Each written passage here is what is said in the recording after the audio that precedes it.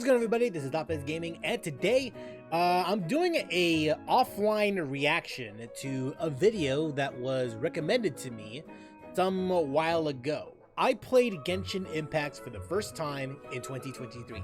There are two reasons why I'm doing an offline reaction and not a live reaction. Congratulations, YouTube. You got yourself some exclusive content. One, I'm blocking the way, but this is a 50-minute video.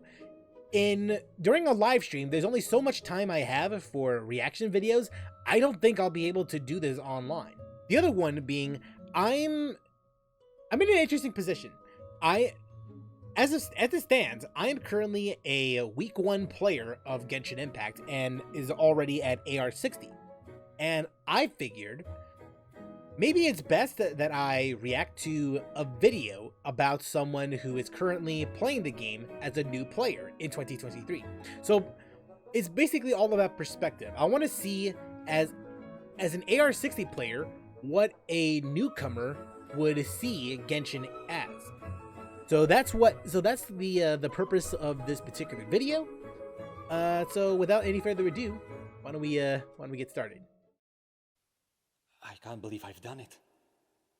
I played a game that contradicted with the very soul of my being. Nintendogs, but that's not what this video is about. I played Genshin Impact. And I survived. Hey, good for you, man. And I came out very surprised.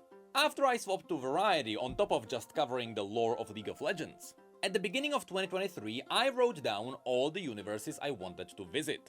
And unsurprisingly, Genshin was not one of them. I was focusing more on stuff like showing people the book lore of the Cyberpunk universe. Or I wanted to check out this guy is a the lore horrifying channel universe of Warhammer. So, why did I decide to play Genshin all of a sudden? Memes. Specifically, I wanted to have context. Every now and then, someone shares a Genshin meme around me. So I just wanted to know what the memes were about. And in a similar way, whenever a new trailer comes out, the entire community gets hyped. So I just wanted to know what the hype was about. Yeah, very much so. I mean, when you have a look at the new character teasers, they have dozens of millions of views. This simple trailer for a guy with a spear has 30 million views. Somehow that's more than the trailer for the lady who pulls out a sword out of her private parts. Yep. But more importantly, that is more views than literally any of the high-quality cinematics by Blizzard. That's what's shocking to me. I just wanted to know any of the... I mean, y'all gotta understand, these trailers were, like, hyped up. Like, they were hype, even for back in the day. For perspective, World of Warcraft Battle for Azeroth only had 28 million views 5 years ago. That Zhongli trailer was only at least 2, maybe 3 years old by this point. That is crazy. It's honestly mind-blowing just to see this much support in such a short amount of time. The high-quality cinematics by Blizzard. So yeah, I just wanted to know what the heck is going on. And so I started playing for context. And I stuck around for the gameplay. And that is not something I expected. I genuinely expected to do 1 or 2 streams where I play this game for the first time and then I go back to streaming TFT. But that didn't happen. Somehow the gameplay and the story are so strong and so good that I now understand why Genshin is so massive. On top of this, Genshin tripled my views on Twitch, so what am I gonna do, not stream Genshin? Anyway, my first experience with Genshin was quite a wild ride. Absolutely packed with surprises. Because I knew absolutely nothing about Genshin besides it being a gacha game. So now, let's talk about what playing Genshin for the first time in 2023 was like. And don't worry, for any of you who also never played Genshin, I will not spoil any of the story. I am a lore nerd, I wouldn't dare. Hey, also remember, I am only like 30 hours into the game, which sounds like a lot, but there is easily at least 200 hours of content. So even though I will talk about this like a game review, it is still more of an early impression. By this point, Sumeru is already out, and if he's already starting out like this, then I imagine that he still has a long way to go before he ever gets to reach Sumeru. And even then, there's the multiple amounts of side quests they could take on, like the Aranara quest and the Golden Slumber quest. Also, beware, there is a lot to talk about, so the topics will be all over the place, because as you'll see, everything in Genshin is really well interconnected. Let's start with the most important part of any game: gameplay. Specifically, I will split this into combat and world gameplay, because both of these have so much value they can easily carry entire games. And that's simply because if the gameplay is not good, nothing else matters, because you won't last long enough to experience the rest. And here, I am glad to say, both are quite stellar. Starting with the combat. At first, it may seem like the combat is a bit basic. You have a basic attack combo, a charged attack for holding down the attack button, a dash with some invincibility frames, a basic ability, not all though, and an ultimate ability. That's it. But the fun begins when you start throwing in other characters, because this game is all about swapping them in the middle of the combat. You see, as you're on your adventure, you fill your party with 4 characters, which you can swap in and out at any point during the game, except in the dungeons. And each of these characters wields a different element. There are 7 in total. There is Pyro, Geo, Dendro, Anemo, Hydro, Cryo, and Electro. Last year, it would have been only 6, but because of Sumeru, now it's 7. Now we can say it's 7.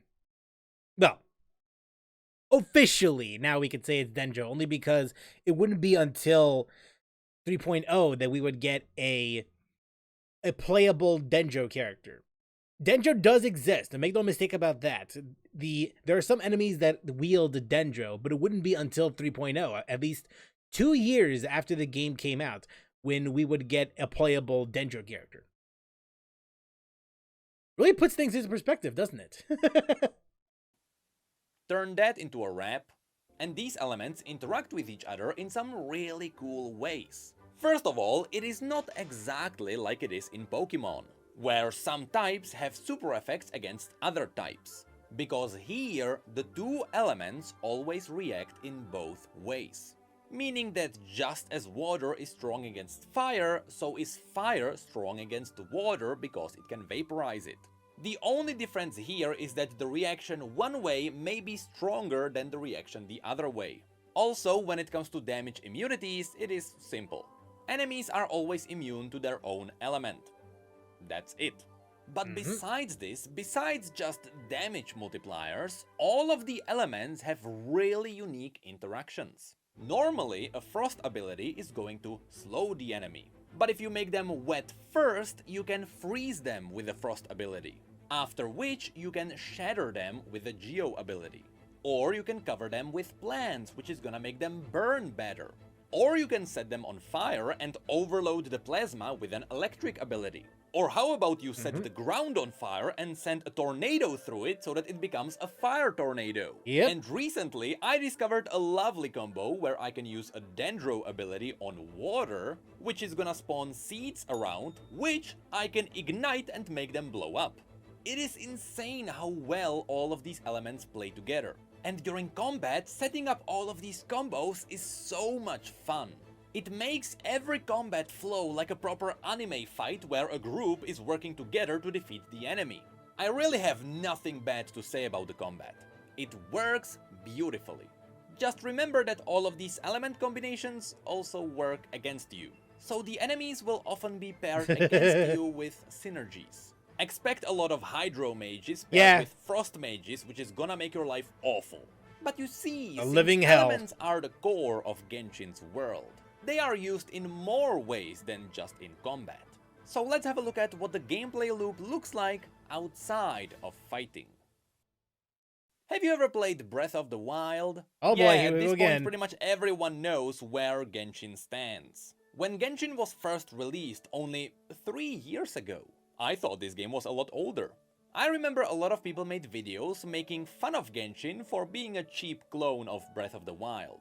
Because Genshin really did start as a clone of Breath of the Wild. That was before Genshin embraced the elements which gave the game its own spin. And yes, after playing both games, I can confirm, it is hard not to draw the line as they are the same down to running around, opening chests, having very similar enemies. climbing, gliding, leveling up your stamina so you can last longer, and so on. Genshin is nearly identical in many ways.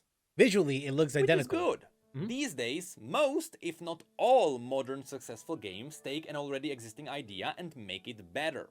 League of Legends was a Warcraft mod. Fortnite was a Minecraft mod. TFT came from a Dota mod. Valorant came from Counter-Strike, which was a Half-Life mod. These modders should have been paid a lot of money by now. Yeah, and just so we're clear though, like I've said this time and time again, games nowadays, modern games, are not original. They derive from something that was original like back in the day, like back like 10, 20, 30 years ago. There is nothing wrong with games copying other games. I'd rather have a game take an idea from an existing game and make it their own. I don't have a real issue with games copying other games if it means that said game would benefit from said idea. So that's why when the Breath of the Wild comparisons came for Genshin Impact, I'm not surprised that the results turned out the way it did. The games are similar in terms of visuals and animations, but nothing else beyond that.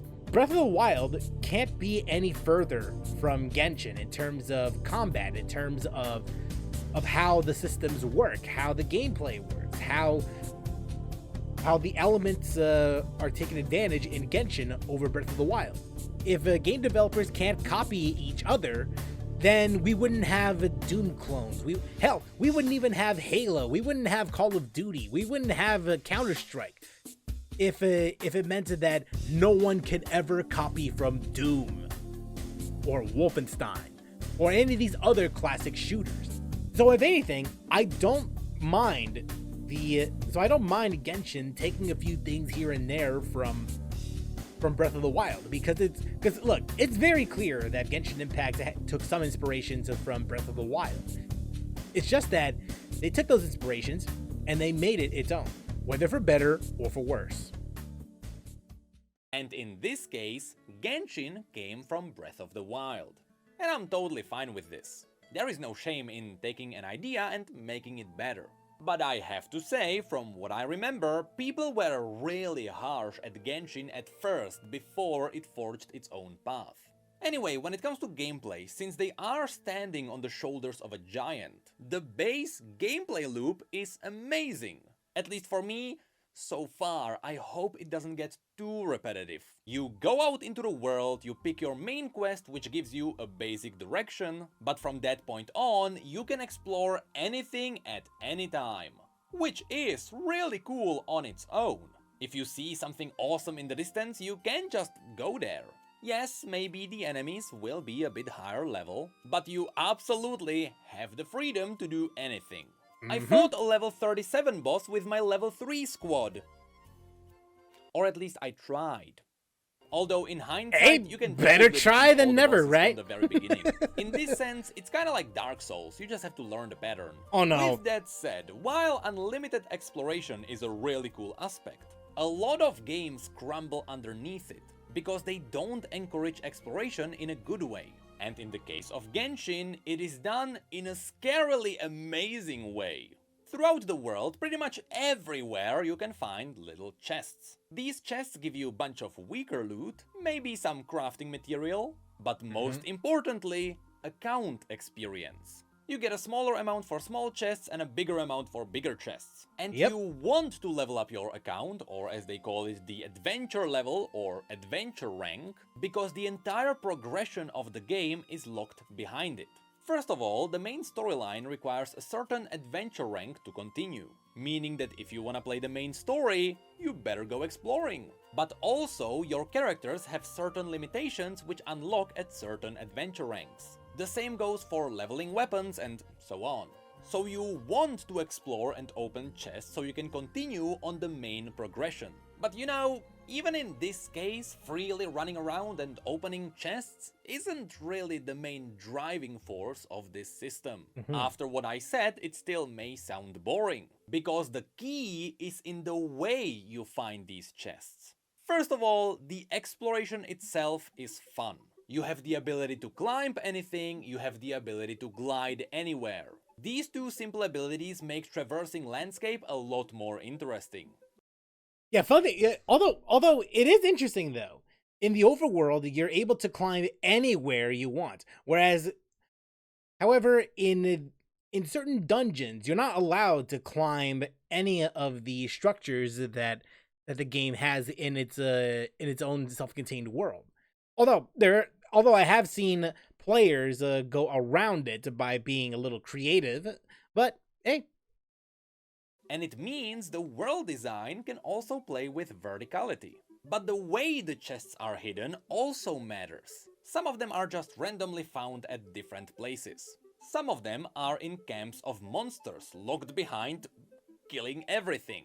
But a lot more are hidden behind clever puzzles. And let me tell you, these puzzles are literally everywhere. Have you ever seen what the Breath of the Wild map looks like with all the hidden secrets? Yeah, Genshin is exactly the same. And these puzzles come in a very impressive number of shapes and sizes. From guiding a ghost thingy back to its shrine, to lighting up suspiciously placed torches, to hitting stones with corresponding elements, to picking randomly placed carrots, to hitting suspiciously placed rocks, to blowing wind at the wind thingy, to doing specific timed challenges, to simply finding a chest at the most improbable place imaginable. I could go just for stuck a in the very ground. long time here. The point is, there is an insane amount of secrets. And the chances are, if a pebble on the ground looks suspicious, it is most likely a puzzle. The best part about this is that when you open a chest, all you have to do is look into the distance and you can see 8 more. This creates an amazing loop of exploration, where you stay up at 2 in the morning thinking to yourself, yeah, I'll go for another chest. So, hey, you know what? Yeah, let me go grab that. It's 4 in the morning. Oh. On top of just chest hunting, there is a lot more to explore for. Each region also has every single region that I go into, whether it's Inazuma, Sumeru, or the desert area, I would try my damnedest to get as many chests as I can. Like every time I see one, I gotta go over there. Every time I see an oculi, I gotta go get it.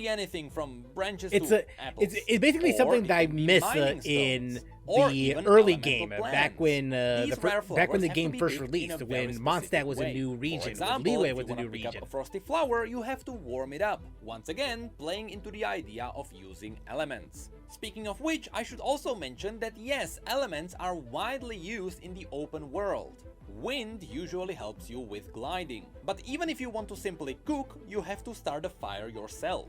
And if you wanna walk on water, frost abilities may help you. Or they can be pain in the ass. Yes, they will. And the weather matters too. Good luck cooking if it is raining. But also, if it is raining, everyone is permanently wet. And you know what that means for electric users. Occasionally, you might also find yourself in the middle of a storm, where lightning is randomly hitting stuff around you, or directly you. All of this creates an amazing loop outside of just combat. And so far, I believe this is a major reason why Genshin is successful. If you think about it, the reason why the hook is so good is because in a lot of ways, Genshin plays like a modern MMO. Even though the main idea of an MMO is the massive multiplayer part, these days most people play MMOs solo. They treat them like single-player RPGs, but they like the idea of a shared world. I am too guilty of this. I played games like Terra, but I never actually got around to ever doing anything multiplayer related. And you might be wondering to yourself, why are you playing an MMO if you're just going to treat this as a single player game? Because the combat was interesting. That's the only reason why I even played Terra to begin with. And then it stopped being interesting. I like certain aspects of the MMO genre, but I can't be bothered with the multiplayer aspect of said MMO. So the only way for me to play a game like an MMO is to take the multiplayer aspect of an MMO. So just an RPG, right? Yes and no. There has to be aspects of an RPG that just so happens to have multiplayer-like functions. So when Genshin was a thing, I assumed it was something like a single player RPG that just happens to have gacha like elements such as, let's say for example, Fate Grand Order. Yes, there are some multiplayer aspects to Fate Grand Order, but you could just play it as a straight up RPG, a turn-based RPG at that. Imagine that, playing an MMO and not even doing any multiplayer stuff. Crazy, right? And this is the core of Genshin. It is a great solo RPG first, but you have the option to play co-op with anyone whenever you want, be it for dungeons or exploration. Good RPGs also have to have good RPG mechanics, so let's talk about those. On top of your adventure rank, you also individually level up all your characters with special XP items, which you also find in all the chests, giving you yet another reason to explore the world. After reaching a certain level cap, you have to ascend them by using special crafting material to increase the level cap. The brilliance in this is that the items used for the ascensions are different between all characters. And the items themselves can be crafted at an alchemy table, they come from specific enemies in the outside world, or they come from dungeons and bosses. The game even tells you which items drop from which dungeon, so you always know what to farm. That book is your Bible. Tell me I'm wrong. Which reminds me, we didn't even talk about the dungeons. I noticed there are two kinds. Either it is a small dungeon with shuffled rooms, or it is just an arena where you have to defeat enemies in time. In some ways, these are pretty much the same to the dungeons in Breath of the Wild, except Genshin doesn't use physics for their interactive puzzles. Oh, they but don't. From what I've seen, there's not even any real puzzles to begin with. Dungeons aesthetically change based on where you are, and that still makes them quite cool. Also, this is where yet another cool system is added in. Based on your party composition, you also get special bonuses. If you have 2 members of the same element, they amplify each other. But if you have 4 members where each is a different element, that also gives you a different buff. So when you're doing dungeons, your team composition matters too. Anyway, back to the characters. Besides leveling them up, if you get multiple of the same characters from the gacha system, instead of getting duplicates, you can unlock their constellations, which are extra passive bonuses for their abilities. Speaking of which, a bit later in the game, you can also level up your abilities. Then, on top of that, there are also weapons. Not only do all the weapons have different RPG stats, which you can increase by disenchanting your other weapons, but each weapon also has a unique passive ability, which you can upgrade by merging multiple of the same weapons together. On top of that, each weapon also has a level cap, and you also ascend your weapons the same way you do your characters. And raising the level cap also changes the weapons' aesthetics to indicate that they are more powerful. Which was a pleasant surprise the first time I saw this. Now on top of that, every character can also equip 5 artifacts. These give you more stats, but they also have more passive abilities. In most cases it is 2 and 4 set bonuses. And these can get really crazy, especially when you realize that each character can scale with different stats. Some may need attack damage and crit, others gain damage from defense, or they heal based on their maximum health. Also, yes, I should mention that Genshin has a variation of the Golden Trinity. Now, that's a very interesting outlook, because for the average person, we don't really... I mean, for someone like myself or any other Genshin YouTuber, we don't really think about all of these mechanics that often. We don't second guess ourselves. We don't do a double take on how much there is in the game. But for a new player, it's all overwhelming. I mean, you have your artifacts, you have your weapons, you have the character that you have, the talents that you have to level up. It's for a newcomer, it just feels like it's all too much. When it comes to, new players, I don't blame them for feeling overwhelmed by looking at all of these systems and more. Although here they pretty much only have DPS and supports. At first sight, if you have a look at all of these systems, it may seem a bit confusing. And that's because at first sight, it is. But after you learn how all the different systems work, you get to see how well integrated they all are. And you also get to see how deep your character progression is. There is about a dozen different systems all about leveling up, gathering materials and ascending your characters. But they all work together as a single unit. And from a game designer's point of view, honestly, that's pretty impressive. So now, let's see what other activities you can do with your jacked up characters. While you are out there exploring the world, which is the majority of the gameplay loop, you also get to do quests. Now, unless you are doing the big story quests, they are usually very simple. You go somewhere, you kill something, you go back.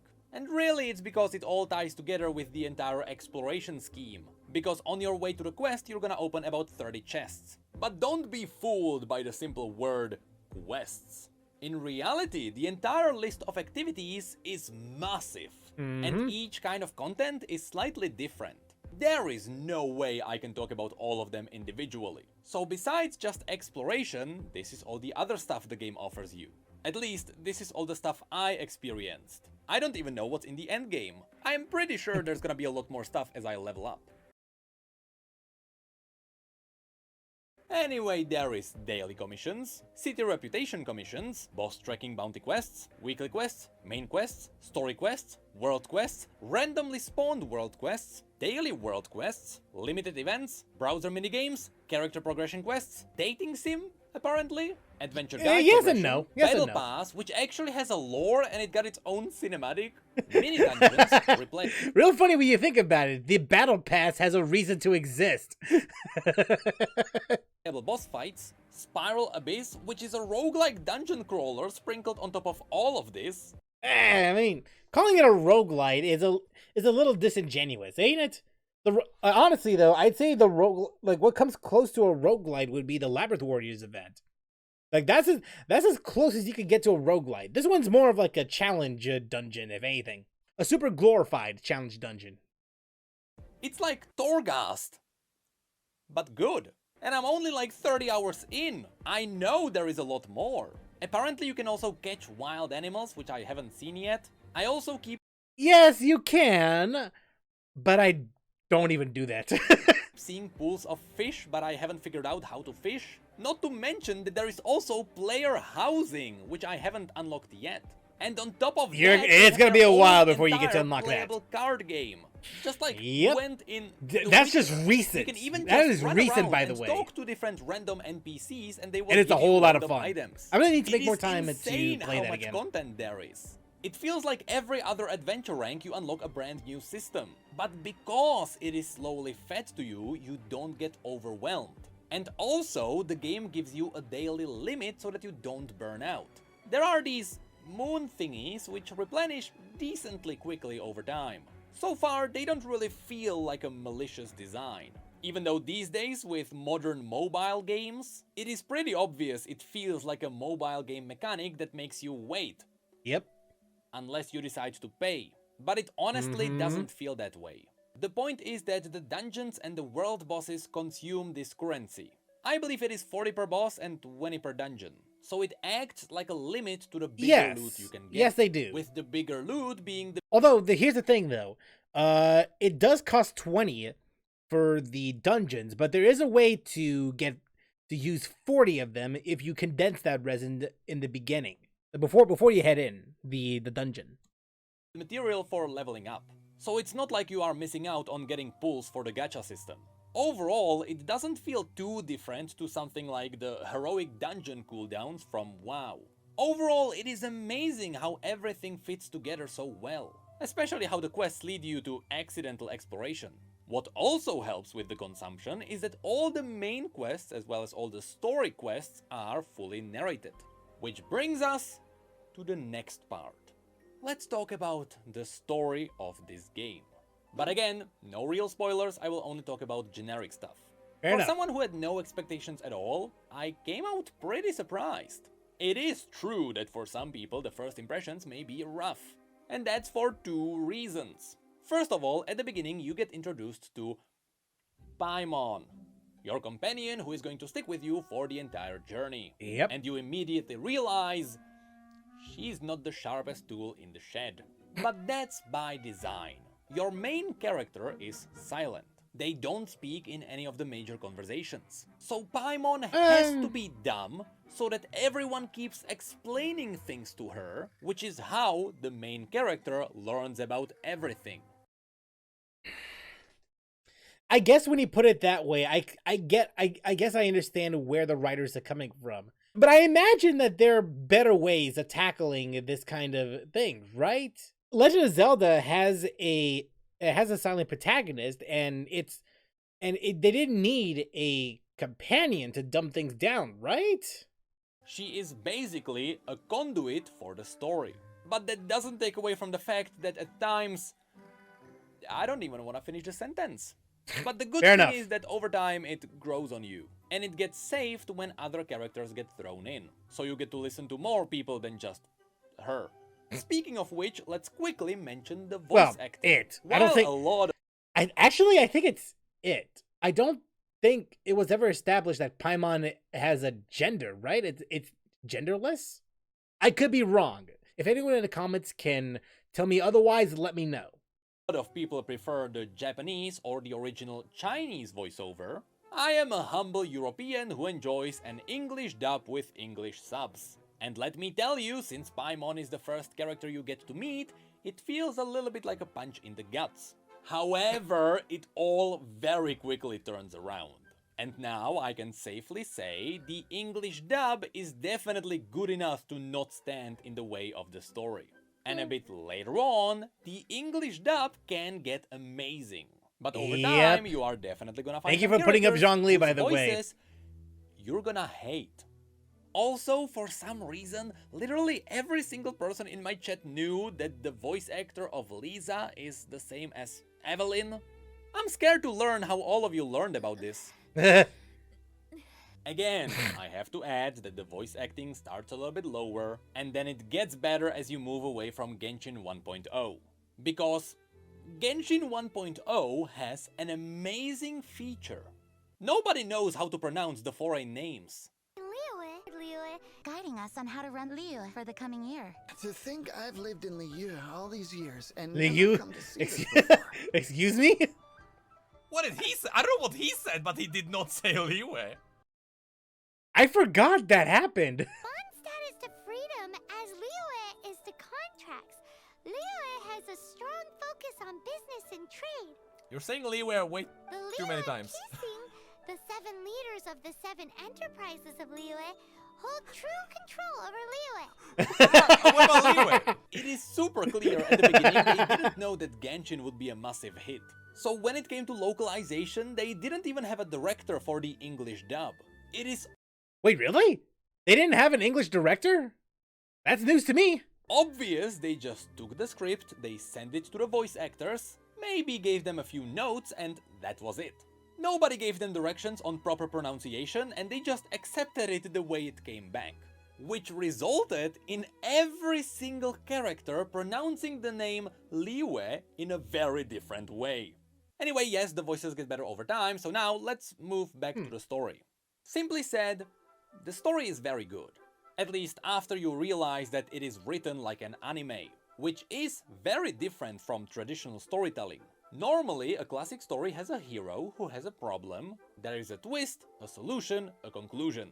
That's the base form of writing a story. But animes are structured a bit differently.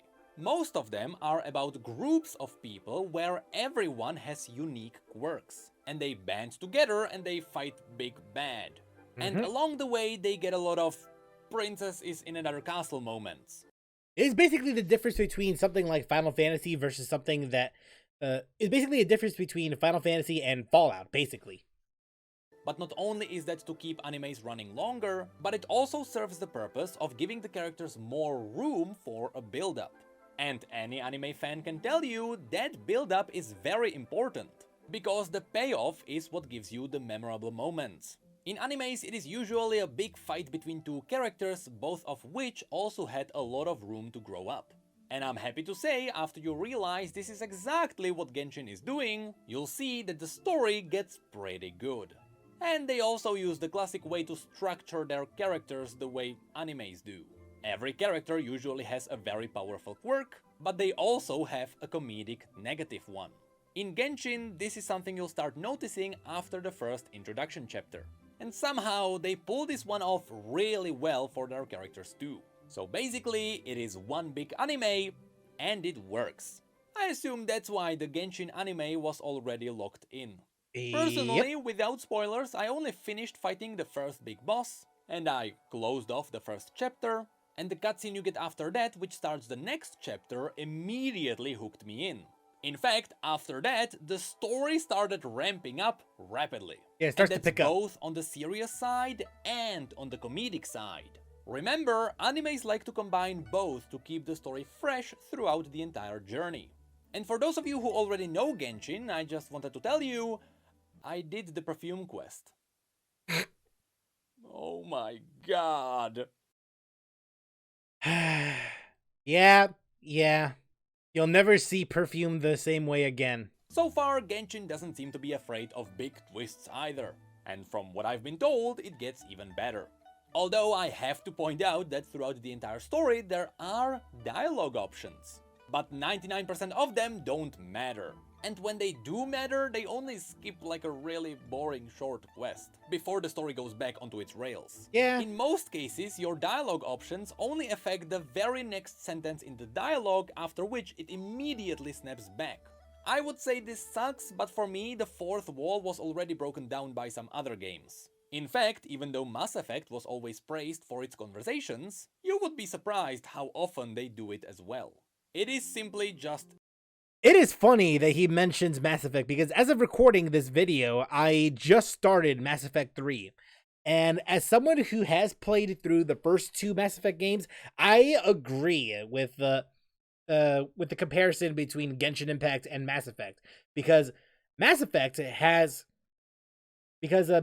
does lean into some of the issues that Genshin Impact has, because it eventually has to reach an end at some point.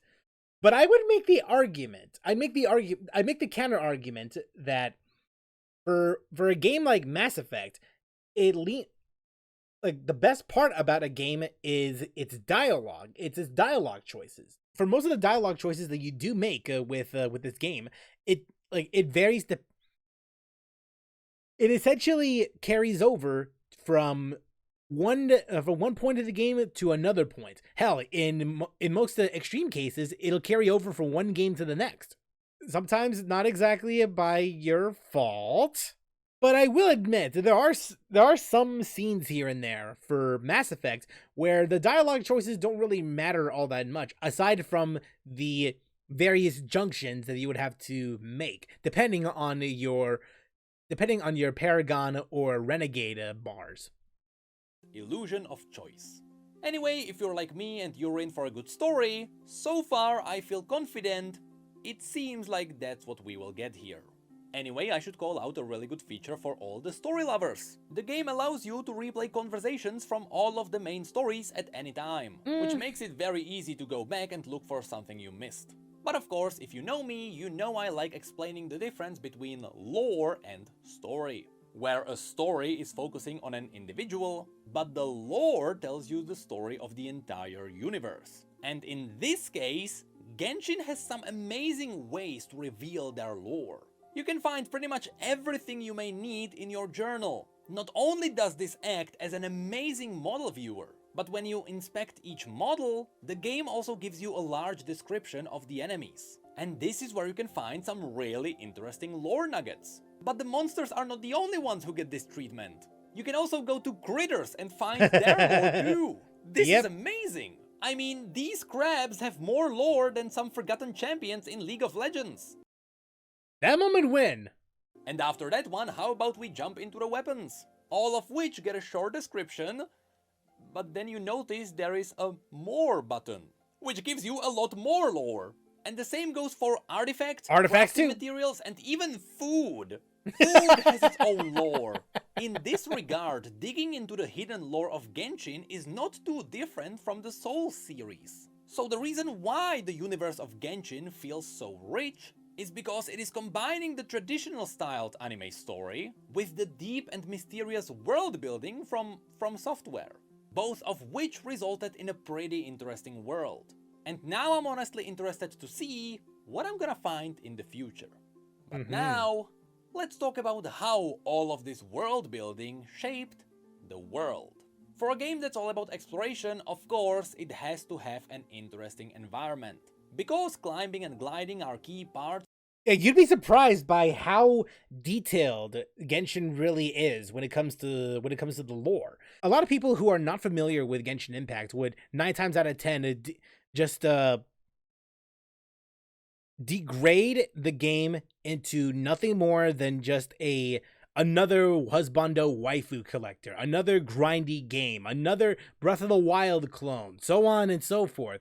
But in reality, there's far more detail in a Genshin Impact than anyone could ever expect. Hell, even I didn't know about some aspects of the game even today. It's been a while since I've brushed up on my lore with Genshin, but the last thing I even remember about reading the lore, or just hearing about it, is the Crimson Witch of Flames artifact set. And if you know the lore and you head into the 3rd chapter, you know what it is. You know what it is. I'm not going to say anything further because just like him, I'm not going to do any spoilers for this one. Out of respect, of course. But if you know, you know. Of traveling, expect a lot of verticality. Whenever you look at the landscape around you, you're gonna see a lot of mountains, which not only serve as excellent vantage points to see all the treasures from, but they also serve to give you enjoyable glide rides. Besides this, the game also makes sure there is something interesting behind every corner, be it scattered ruins, monster camps, or entire cities. Again, this is by design to fit with the exploration. And here, perhaps the most iconic city is the very first one you get to see. Mondstadt. You have probably seen this one already, and it's funny to see how everyone is like, oh hey! That's the one themed after the German city. The design is so cool. Meanwhile, Immaculate. as a humble European myself, I'm thinking, that's just Central Europe. I'm from Prague, and like, I live here. I'm here right now. Like, I'm in Another part is Mondstadt. how much the environment changed from region to region. Unfortunately, I have to say the early regions don't really change that much. No. At first you are in an area with green plains and then you move into an area with slightly more yellow plains. Yeah. It is only after that you get some major visual distinction. Again, I am early in the game and I have only seen glimpses of what the game is capable of. And everyone keeps telling me that things go crazy a bit later on. Especially if he's in Liyue, then that means the next region he's going to visit is going to be some crazy stuff over there. And even in the region after that, it gets even crazier. Again, no spoilers here, but damn. At least early on, when you walk into the dungeons, you immediately get slapped with some beauty. And the final part of the world design is the graphical take. Yet again, it is no surprise that the visuals were borrowed from Breath of the Wild. But we shouldn't underestimate how well this works for Genshin. Even though some may think that this is a low-poly game with cheap graphics, the reality is exactly the opposite. Even though everything has a cartoony texture, the texture is always high quality, which means that when you zoom in, you can still see all the details. But when you see something at a distance, the game can replace all the HD textured models with cheaper PNGs without anyone noticing. This makes it so that the game can save up on your GPU, because in this style, a flat image can perfectly mimic a 3D model. Yep. But I have to point out, this game is still heavy on your CPU, because it is constantly calculating positions in the world. I can talk about Genshin's graphics for days, there is honestly a lot to unpack here. Personally, I love the tiny detail where everything has an ever so slight outline, which mimics hard edges. This is the reason why everything looks like it could be part of a colorized manga. Anyway, the key point is, these are all stylized graphics, which is something every game that wants to last long should aim for. Yeah, damn right. I would rather play a stylized game over something that looks super realistic, with some exceptions here and there. Doom is something that I would absolutely love playing time and time again. But for something like, let's say, Call of Duty or Assassin's Creed, it's gonna take some getting used to. But I would play it. And it's actually a topic of discussion to have regarding graphical fidelity over style. Because here, it's funny. It's funny that we're talking about this now, because as of recording this video, games like Hi-Fi Rush and Forspoken have already come out. And from what I understand, Forspoken isn't exactly received as well as Square Enix wanted it to be. Whereas with something like Hi-Fi Rush, it's been praised to hell and back, and deservedly so. There's a lot of reasons, but I imagine one of those reasons would be graphical fidelity, or in some cases, comparatively, lack thereof. It's stylized. It's utilizing cell shading and cartoonish graphics to its advantage. Whereas with something like Forspoken, even though you won't get me to say that Forspoken looks like a severely ugly game, because even from the trailers, it looks pretty good. It looks pretty good.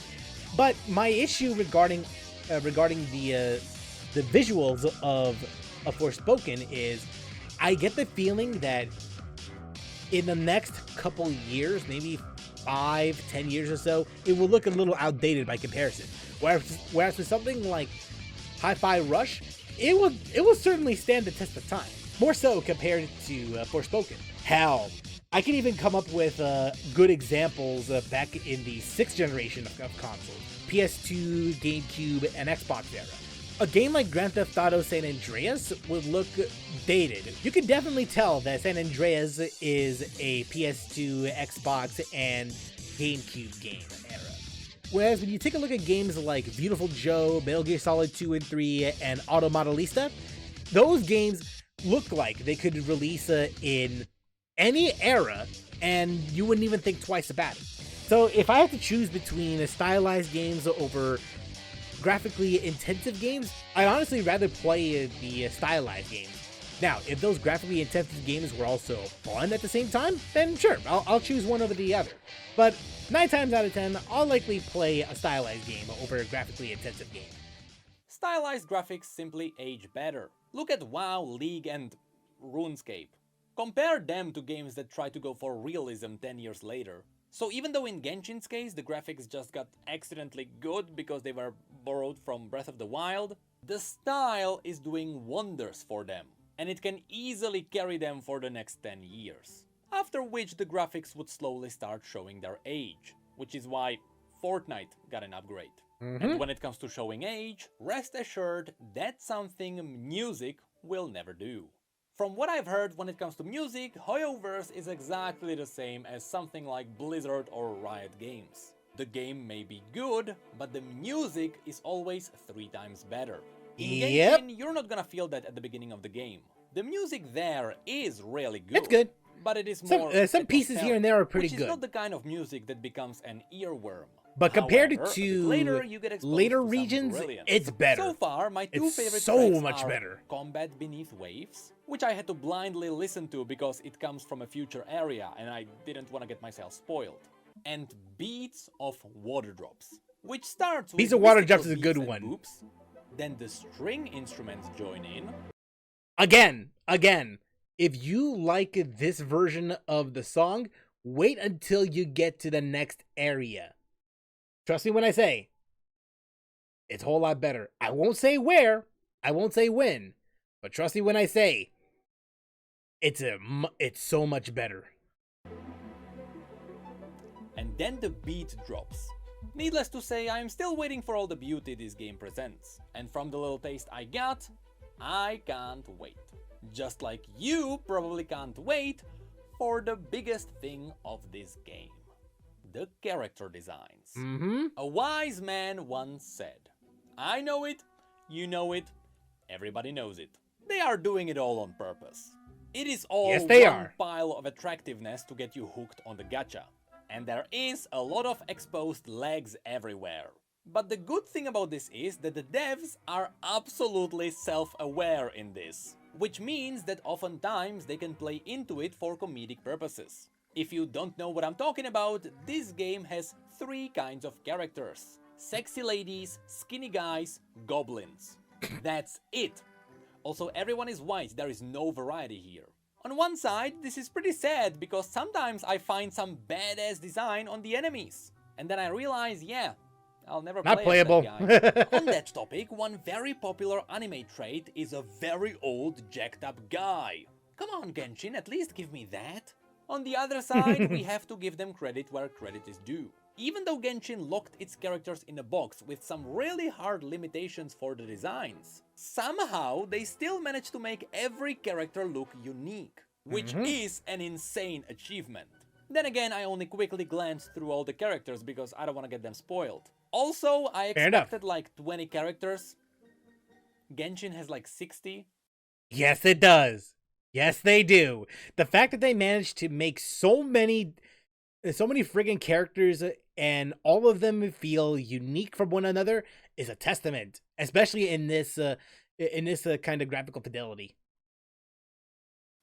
I haven't seen that much, but even so, all the characters seem to have interesting designs. For example, I've seen a lot of characters wearing skirts, because I assume it synergizes with climbing. But some Obviously. are wizards, some are knights wearing armor underneath that, and some are...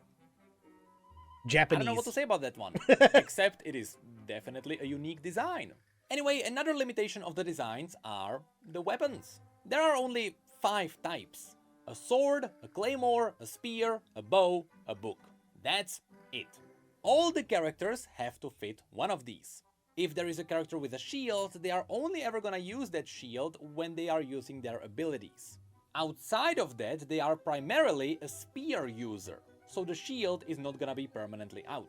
Nope. I find this extremely limiting because that means there are no hammers, no staffs, no guns. Even though you can fight enemies that have all of these. Yep. At least I can confirm, because there are only 5 types of weapons, the devs can take their time with designing some really cool looking weapons. Also, I noticed that a lot of characters share the same action animations, with only their special abilities and ultimate abilities changing. Actually, that's not entirely correct. Some Catalyst users can be different from one another. Example, Lisa and Sucrose are similar in terms of how they output their powers. Whereas with someone like Sucrose versus Klee, the practicality of it is a little different. But then you have characters like Hazo, where he is a Catalyst user, but he uses his fists to do all the talking. Except for the 5 stars. 5-star characters have unique animations on everything. And speaking of stars, I think it's time we tackle the elephant in the room. The gacha system. When I decided to play this game, I knew very well what I was getting myself into, despite never seriously playing a gacha game before.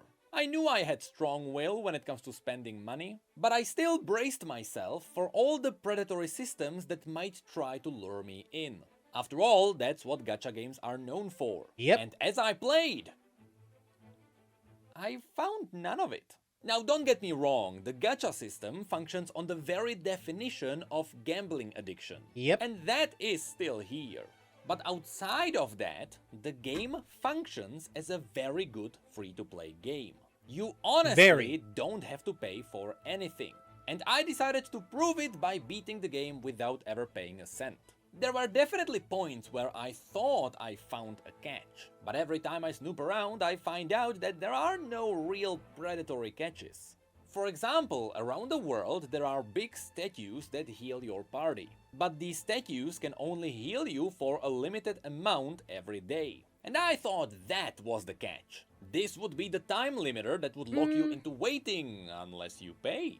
But nope, one of the core mechanics is cooking, which heals your party. Not to mention that a lot of characters are healers after all. It's more of a convenience when you teleport to one of those statues. It's just there just for convenience sake. Nothing like predatory as far as I'm aware. Then I thought that the moon thingies would be the predatory block. And while I believe there is a way to bypass it with money, farming those materials doesn't seem to be a crucial block. Unless you are at the very end of the game where you likely already beat the game. It seems like all you need is just a little bit of patience. Well, beat the game. You don't really beat the game. Like for gacha games, you beat the game when you feel like you're done. and it doesn't even matter. What's also important to mention that Genshin is quite a casual game. There is no PvP and you can beat most of the bosses with any character and any gear. Unless it is time limited, which means you need damage. So while you can definitely say that these mechanics are pay to win, you don't feel encouraged to get into the pay to win scheme, because you are not forced into competing with anyone. So at the end of the day, all the traps around Genshin Impact are laid around pulling characters. And unfortunately, the hook of this game is so good that once you pay once, you're gonna pay again. Yep. It simply And encourages again, you to go and for again, more. and again. They have pity mechanics, which means that even though you got nothing from the pool, the next time you buy, the chances are higher. This is how these games function in general. Statistically, it was proven that all you need to do is pay once for a game. After that, you are much more likely to spend more because you already feel invested in the game. And this is why Genshin is extremely dangerous. If you pay for a bad gacha game, you're an idiot. But Genshin's design is legitimately good. You are likely to feel justified to spend money in this game. And that's where you need to be really careful. But again, I am a living proof that you don't have to spend a cent. The base gameplay makes it a really fun RPG without spending any money.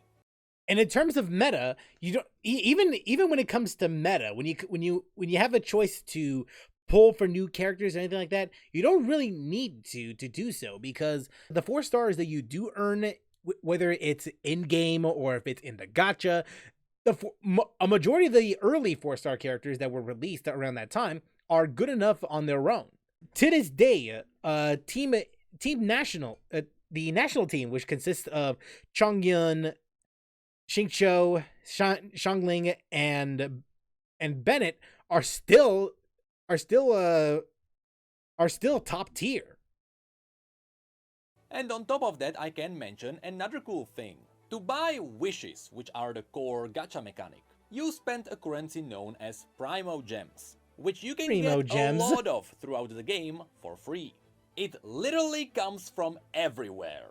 Opening chests, doing challenges, doing quests, doing events, claiming achievements, reading tutorials, logging in, scratching your butt. Anything you do gives you Primo Gems. And I believe that's by design so that you engage with the gacha system often. That way you are more likely to pay. And it seems like the game gives you about 20 pulls per week, which is honestly fine. Now, I am aware that some of these are one-time claims. The chests will go away, just like some of the already set down quests or achievements. So I asked around if it is just a bait, if the currency flow will slow down later, and the majority of people told me no. It seems like the late game will have other systems that will help you with that. It's not wrong. Because the thing is,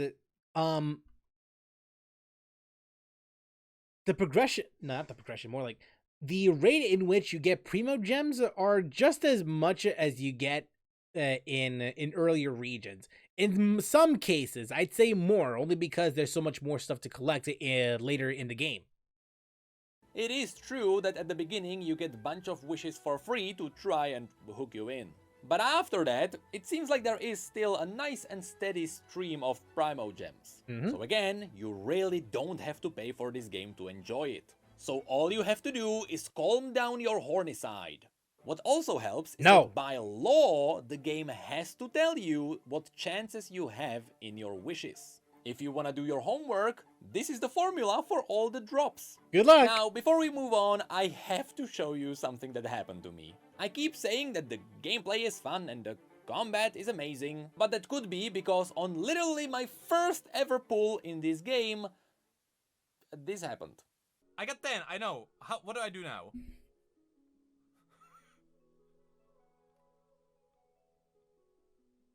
Where do I click? Oh wait. Click wish. No way. Wait. First 5-star? I would go to this page specifically and do the wish thingy. Bro. First 5-star off the rip? Hey. Hey, you know what though? Congrats. Did I So that's how he press- got. What's happening? So that he got his first. So that's how he got his Diluc then.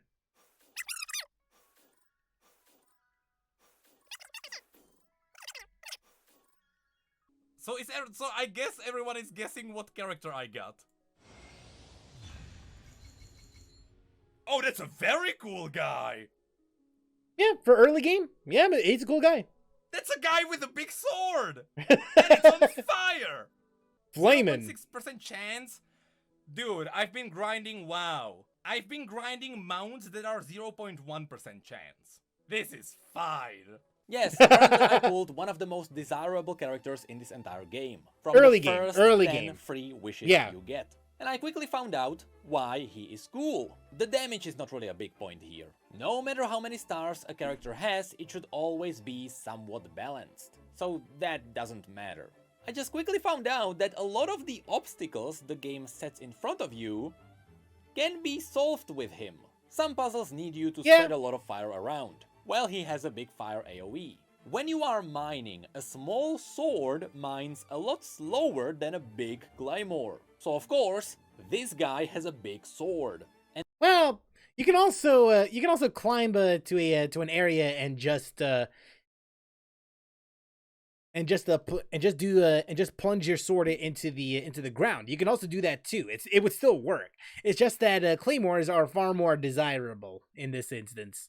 And when you are mining unique stones, you need a big explosion to crack it open.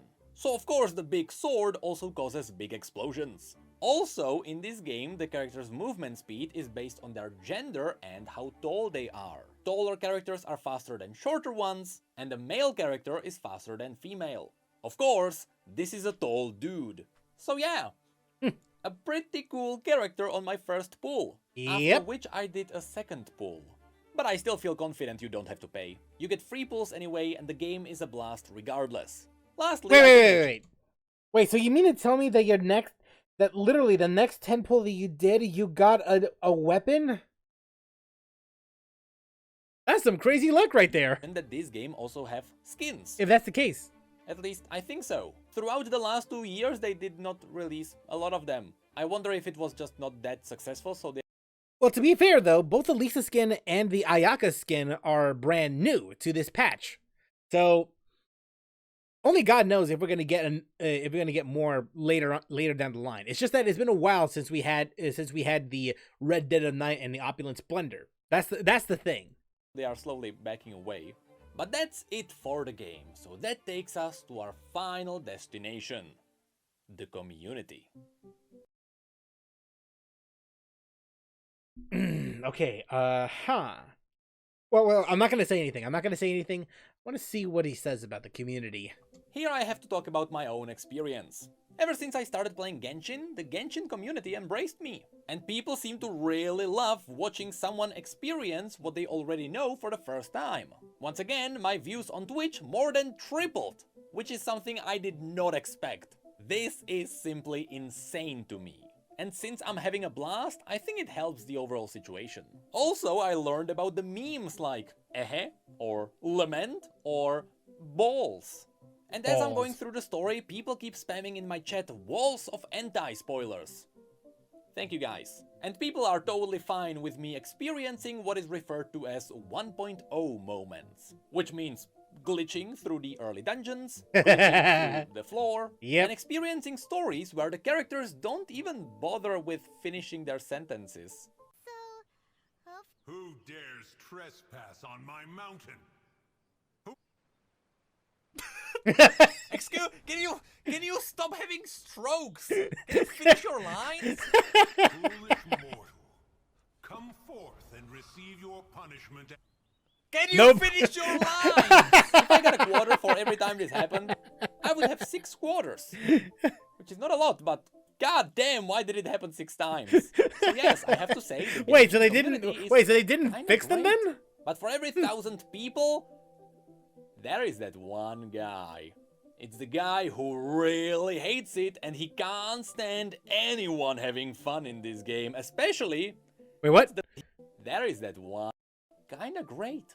But for every 1,000 people, There is that one guy. Oh, okay. About It's to the say. guy who really hates it and he can't stand anyone having fun in this game. Especially, it's the people you find on Twitter out of all places. And it's kind of funny how, unlike in League, the toxicity comes from around the Genshin player base. It does not come from within, which is something I'm definitely not used to. Those who actually play the game are fine with it. So just keep that in mind if you ever get scared by the Genshin community.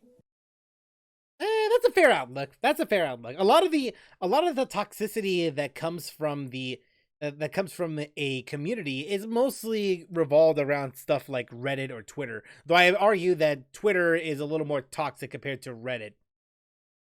For the most part, I won't say what exactly, but for the most part, the Genshin community doesn't really have a real beef with the game within the game. It's more got to do with around it, whether it's related to politics or representation, and so on and so forth.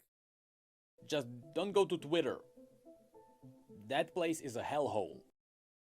Agreed. Now, excuse me while I look at fan art on Twitter. Which is why I'm using it the most, I guess. But overall, I learned that people either really love the game or they really hate the game. There is no in between. And I'm curious to see if my opinion on the game changes over time. But that's really it. So, let's sum it all up. The game has some really good points. Gameplay is great.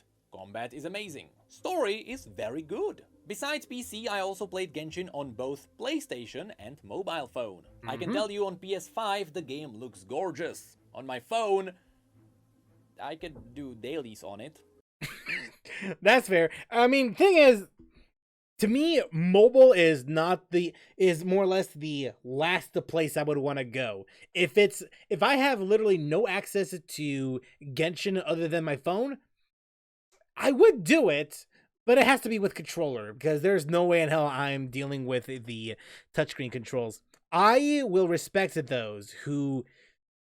I respect people. I actually have a high opinion of people who can tolerate a mobile play because that is something I can't do. But I wouldn't recommend a full playthrough on your phone. No, when you it comes won't. To the bad No, you stuff, don't. So far, I am in the early game. And I noticed there is not a lot of challenging content. I was really hoping there would be some kind of a Dark Souls challenge. But from what people tell me, apparently there is not. Every problem can be fixed with money, even though you really don't have to. And every time I did find something challenging, it was challenging because I was low level.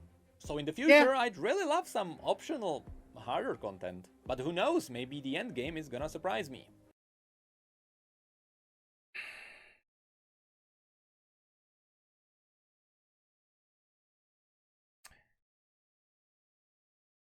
Yeah, I'm not gonna comment on that. Also, the only really scummy thing that you can find in Genshin is that it heavily relies on FOMO.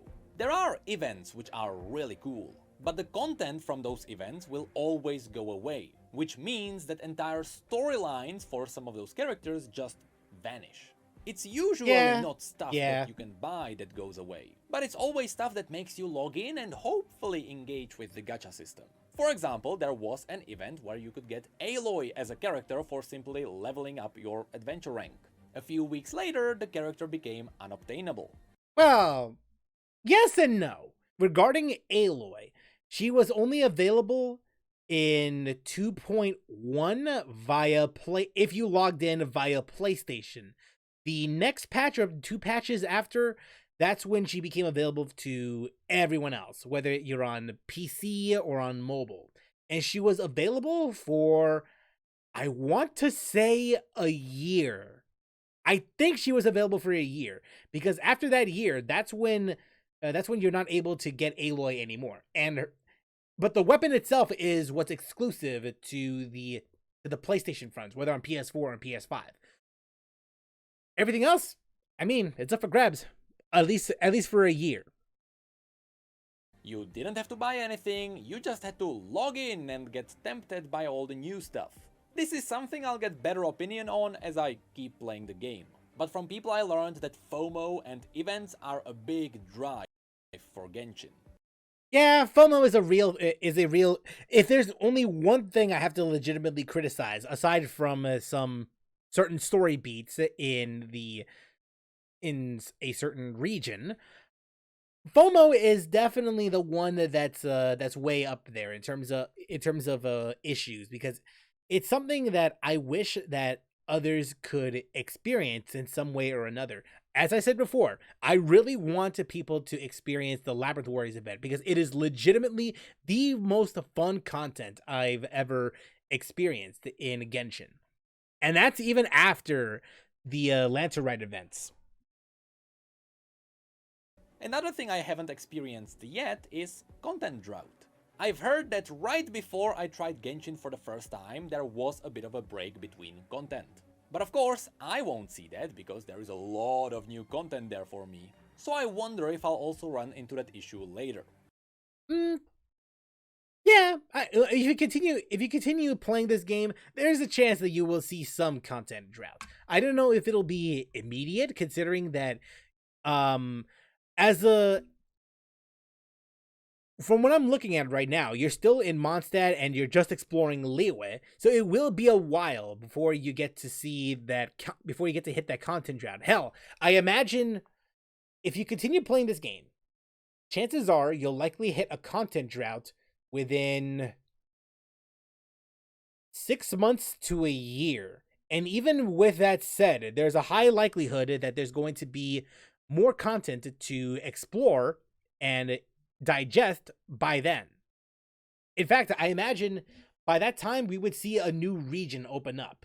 And finally, because I am constantly streaming Genshin, I'm doing all the grindy stuff off stream, so I can always save the main story for content. That's fair. The main quests are supposed to be locked behind the adventure rank, which you're supposed to get by doing a little bit of a grind with the exploration. And of course, I'm doing all the grinds behind the streams. So I have not hit a point where the story would tell me, go off and grind. So far I managed to stay ahead with the adventure rank. So I have not experienced the downsides of everything being locked behind the adventure rank just yet. We'll see if that changes later. And that's it.